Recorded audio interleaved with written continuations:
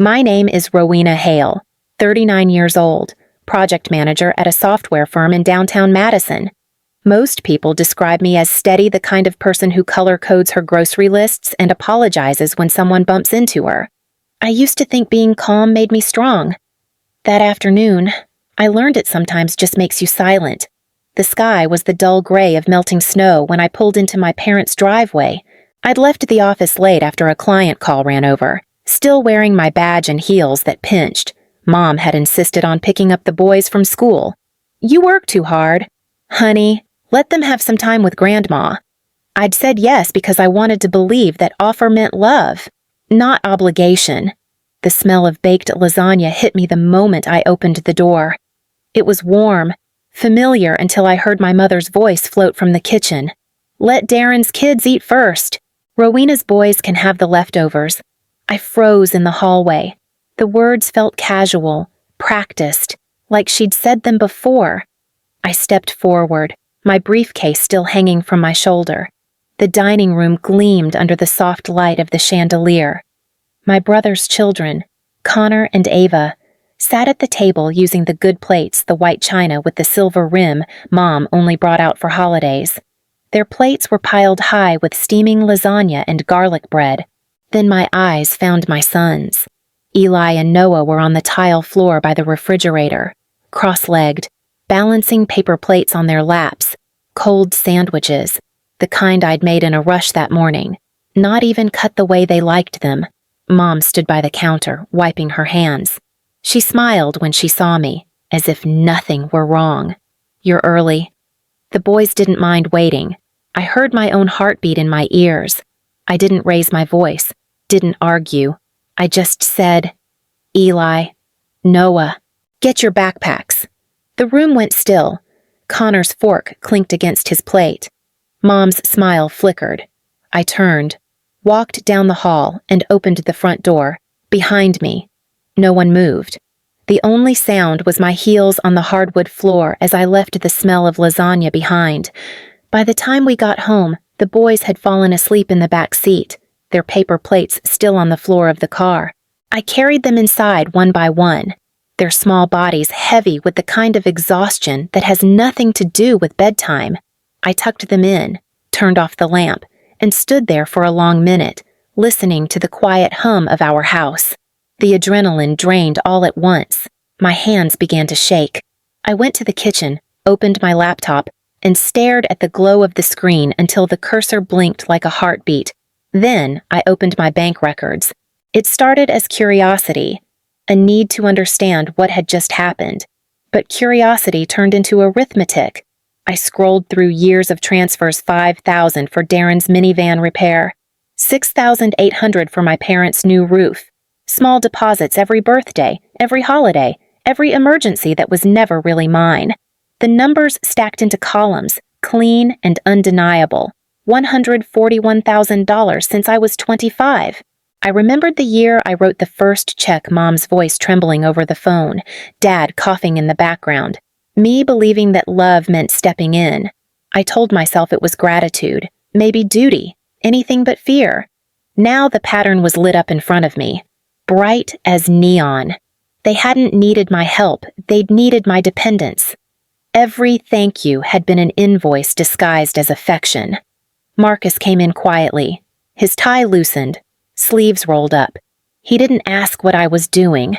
He just set a mug of chamomile tea beside me and rested a hand on my shoulder.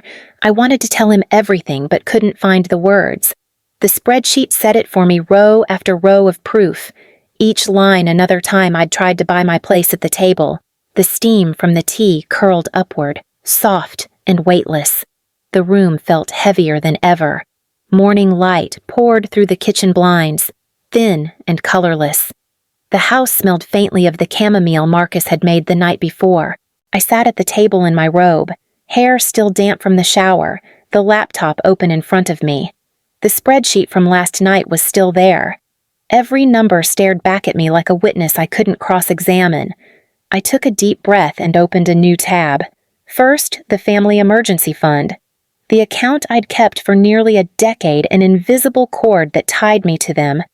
I clicked through the bank menu, entered my password, and closed it. A soft notification popped up. Your account has been successfully deactivated. The screen didn't explode. No alarm sounded. Just silence, followed by a long exhale I hadn't realized I was holding. Next came the credit freeze, one more layer of protection against the endless borrow now. Pay later requests that never seemed to end. Then the mortgage company. The voice on the line was polite, professional.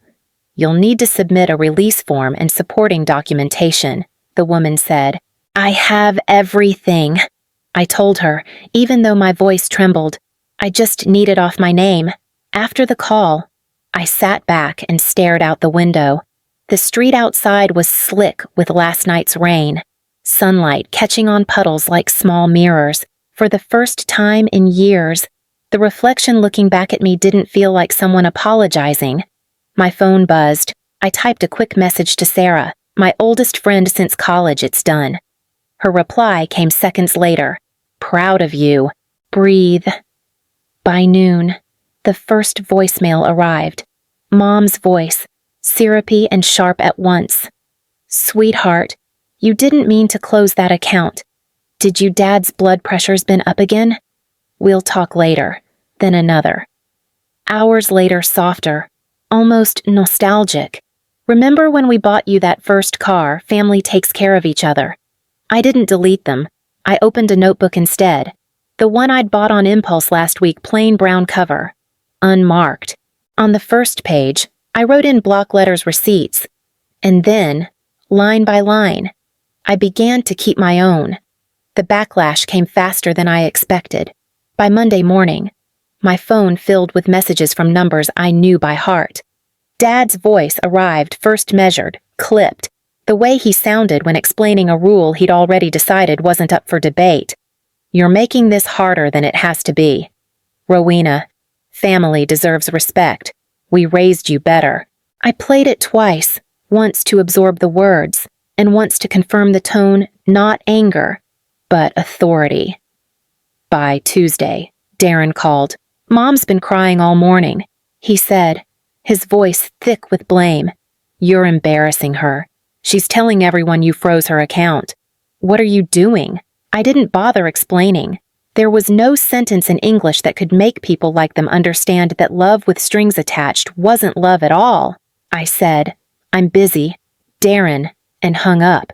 The next day, they escalated. It was mid-morning when my office door cracked open without a knock. I looked up from my laptop and saw Mom standing there, clutching a cardboard coffee tray like a peace offering. Her smile was polished, rehearsed. Surprise, I thought I'd bring you your favorite soy latte. No sugar. A few coworkers glanced over. I stood. Mom, you can't I just wanted to talk. She interrupted. We can't survive without help. Honey, you know how much your father depends on you. Something in me shifted. Instead of arguing, I reached for my phone on the desk and, under the pretense of silencing it, pressed record. Her voice softened to a whisper. We just have to keep things comfortable. Mixed families draw talk. You understand. We're protecting everyone. The air left my lungs in a slow, controlled exhale. I smiled back and said only, I have a meeting in 5 minutes. That night, after the boys were asleep, I sat at the kitchen table with Marcus. I played the recording once, the faint hiss of office air conditioning framing her words like evidence in a courtroom. He didn't speak for a long time. When he finally did, his voice was quiet but certain. You can't unhear that, he said. And he was right. I couldn't. The mask had slipped, and underneath it wasn't confusion or fear. It was conviction. Saturday morning came quiet and bright, the kind of light that made every flaw in the house suddenly visible. Dust on the bookshelves, smudges on the fridge door, and in the hallway, the one that ran from the kitchen to the boys' room, rows of family photos that I hadn't really seen in years. I stopped halfway down the hall and stared. Every frame told the same story. My parents at their anniversary dinner, Darren's kids smiling at the center of the shot, Mom's hand resting on Ava's shoulder, my family, me, Marcus, The boys somewhere off to the side, cropped by someone else's elbow or a piece of glare. We'd been present but peripheral. Even in memory, we didn't get a seat at the table.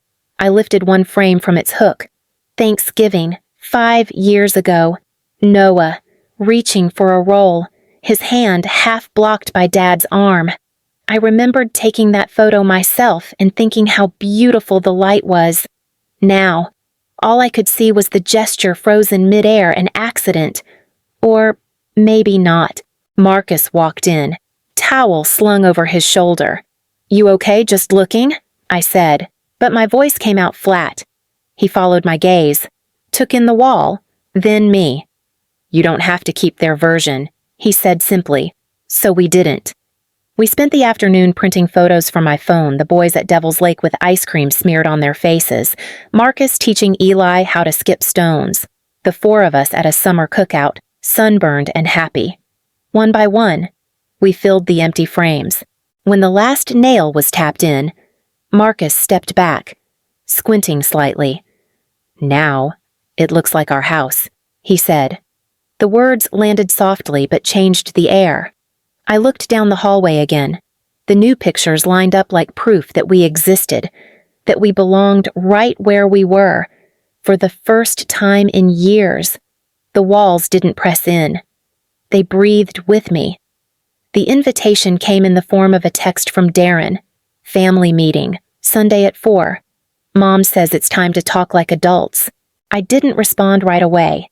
Part of me wanted to ignore it, to let the silence stand as my answer.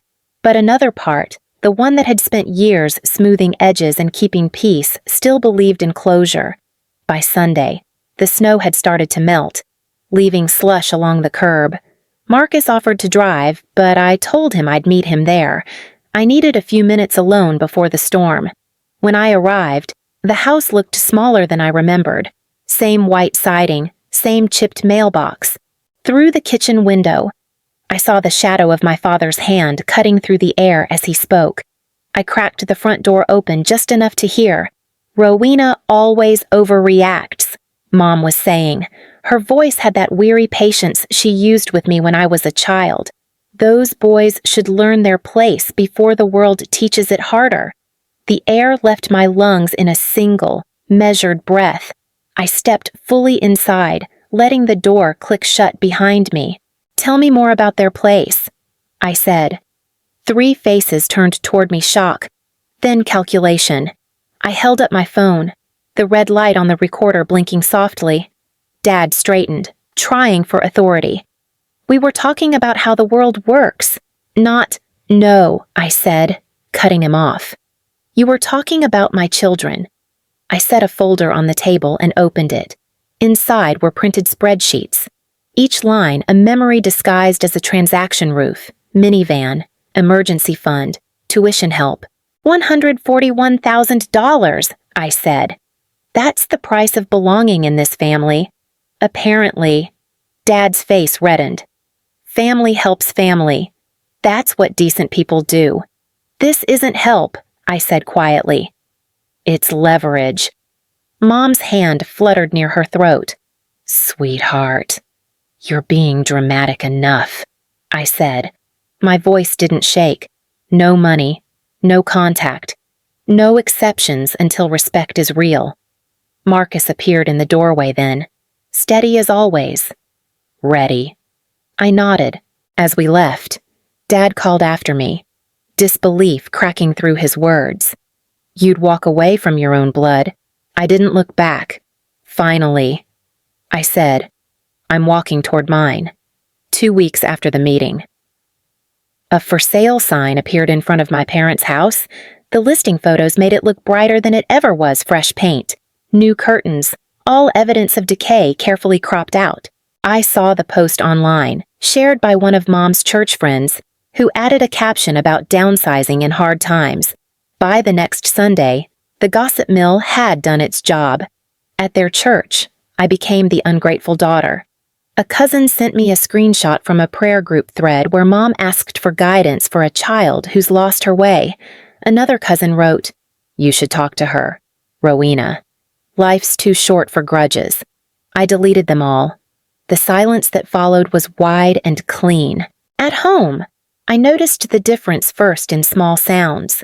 The boys laughed louder during breakfast. Marcus's sleep evened out no more restless turns. No muttered, half-dream apologies for things that weren't his to carry. When I brushed my teeth beside him in the morning, his reflection looked softer, less guarded. On Thursday, I came home to find the boys in the backyard, building a crooked fort from old boxes. Marcus sat nearby, reading on the porch, a mug of coffee balanced on his knee. The scene was ordinary and whole. That night, while folding laundry, I realized my shoulders weren't drawn up around my ears anymore. My body had started believing the decision my mind made. Work noticed, too. During a Friday meeting, my boss, Eric, stopped mid-sentence, smiling in that curious way people do when they see something they can't quite name. "You seem lighter, Rowena," he said. "Whatever you're doing, keep it up." I nodded, unsure how to explain that what I was doing was nothing. No apologizing, no explaining, no carrying weight that wasn't mine. After dinner, I watched the boys race their bikes down the street, their laughter echoing through the cool spring air. Marcus joined me at the window, his arm around my waist. For the first time in years, the quiet didn't feel like a warning. It felt like home. It was almost summer when Darren showed up at our door. The sky had that heavy, greenish tint that warned of a storm. I saw his truck through the window before the knock came 3 short raps. Impatient, familiar. Marcus opened the door halfway, keeping his tone even. "She's busy. I just want 5 minutes," Darren said, forcing a smile that didn't reach his eyes. "We need to end this nonsense. Be the bigger person." Row. "You know Mom's not well?" I stepped into view, towel still in my hand from drying dishes. "Then take care of her." "Darren, that's what sons are for." His mouth twisted. "You think you're better than us now because you married careful," Marcus said quietly. Darren looked from me to Marcus, something mean and brittle flashing in his eyes. "This isn't you." "Row. You've let him fill your head." I didn't raise my voice. "You should go." He stared a beat longer, then turned sharply and left, his boots splashing through the first drops of rain. The thunder followed him down the street. That night, the storm broke wide-open wind against the windows, rain drumming on the roof. I was half asleep when I felt a small hand on my arm. Eli climbed into bed, clutching his blanket, his curls damp with sweat. "Mom." His voice was barely a whisper. "Is it because Dad's black?" The words hit like lightning. My throat closed, and for a moment I couldn't breathe. Marcus turned slowly beside me, eyes open in the dim light. I brushed Eli's hair back. "Yes, honey," I said softly. "Some people don't understand love that looks like ours, but that's their problem, not yours." He nodded, small and serious, then curled against my chest. His breathing slowed, steady as the rain. Across him, Marcus reached for my hand. We stayed like that, 3 hands tangled together, the storm fading outside, our line drawn and holding strong. By autumn, the heat between us had cooled into distance. I hadn't spoken to my parents in months when Marcus came home one evening with an unfamiliar look on his face. "Your dad called me," he said, setting his keys down. He asked me to meet for coffee. I waited for the usual anger to rise. But it didn't. Just a dull ache of surprise. And Marcus hesitated. He apologized. Said he's been thinking about what he said about the boys. About me. He didn't make excuses, just tried to start somewhere. A week later, Mom emailed. The subject line read, "For healing, not money." She wanted family counseling to rebuild, not to rehash. She wrote, I reread it twice before forwarding it to Marcus with a single line. "What do you think we went?" The sessions took place in a small office near the Capitol, walls lined with abstract paintings meant to look calm. The first meeting was brittle. Mom cried before we even sat down, words spilling out in broken sentences. Dad stayed quiet, arms crossed, eyes fixed on the rug. Darren defended everything at first, insisting we'd misunderstood. But the second week was different. Dad admitted he'd avoided our house because he felt out of place. Mom said she grew up hearing that mixed families didn't last and had believed it without question. Darren didn't speak, but he didn't interrupt either. I kept my folder, the one with recordings, spreadsheets, and messages closed on my lap every time. Proof was power, but waving it now would only burn what we were trying to rebuild. Progress came slow, uneven. Some nights after a session, I'd cry in the car. Other nights, I'd feel the smallest flicker of hope. 3 months in, the therapist said quietly, "You don't have to erase what happened to make room for what's next." I nodded. For the first time, it sounded possible. A year later, winter returned to Madison softly, with more light than cold. The city glowed under the first snow as we met for dinner at a small restaurant on Monroe Street. No linen tablecloths, no reservations needed, just warm light and the smell of garlic bread drifting from the kitchen. The hostess pushed 2 tables together so we could all fit. Calvin sat beside Noah and immediately began folding the napkin into a triangle, showing him how to tuck it neatly under the silverware. Noah grinned and copied him. Across the table, Mom asked Eli about his latest art project, her voice steady and curious. "Your teacher said your drawing will hang in the school gallery," she said. Eli nodded, cheeks pink. "It's called The Big Family Tree." Marcus reached for the breadbasket, passing it first to Darren's kids before taking any himself. No one commented on order, or portions, or who ate first. The sound that filled the space wasn't tension, it was laughter. The small, everyday kind that doesn't need to prove itself. When the check came, Darren reached for his wallet without hesitation. "We've got ours," he said, sliding his card into the folder. Mom and Dad did the same. For once, no one looked my way. Outside, snowflakes swirled around the streetlights. The air smelled clean, like the start of something unburdened. Mom lingered by my car as the others bundled the kids into coats.